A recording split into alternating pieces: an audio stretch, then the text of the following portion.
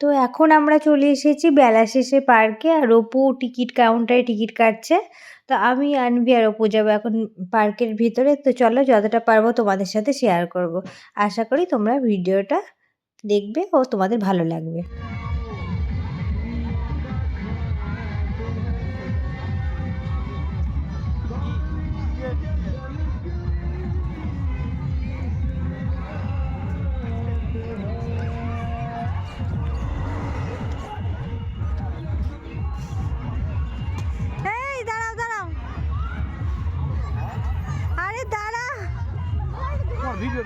তো আনভি চেপেছে এখন দোলনায়।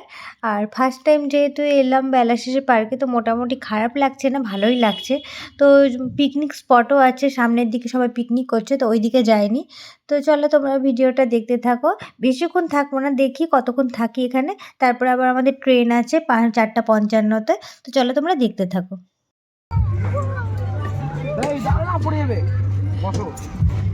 দিকে দেখ।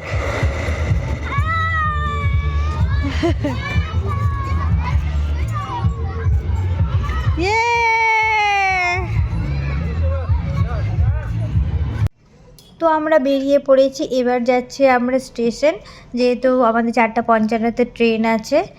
তো বেশিক্ষণ থাকিনি, তাও 1 ঘন্টা মতো ছিলাম পার্কে।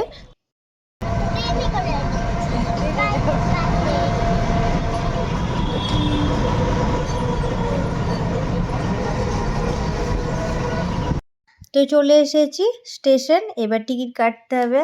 আর ওই যে দেখো আনভি ওর পাপার সাথে হাঁটি করছে। তো চলো তোমরা দেখতে থাকো। তো এখন ট্রেনের জন্য ওয়েট করছি, আর ভিডিও বেশি বানাবো না, একদম ধুলিয়ানে নেমে তোমাদের সাথে শেয়ার করব।